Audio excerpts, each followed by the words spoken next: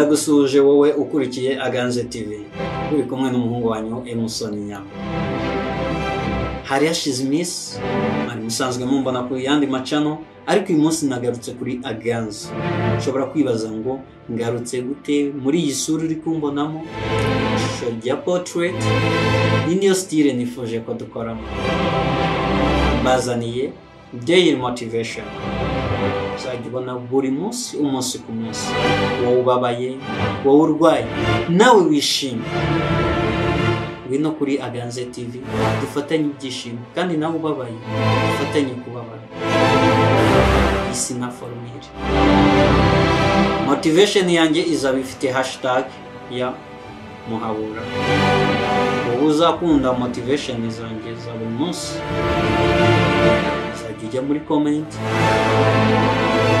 tubwire uko wabyakiriye, kandi niba wifuza ko hari ikindi twavugaho bisige muri comment. Benshi bagiye bizera ibintu, bagiye babeshya bimwe na bimwe, ushobora kwibaza ngo ibyo ni ibiki. Umunsi w'ejo ndakurarikira kuzakurikira Aganze TV ku masaha nk'aya ngaya. Muhabura part 1 izaba yamaze kugeraho. Ciao ciao, kandi mukomeze mutwereke urukundo, mukora subscribe, share na comment.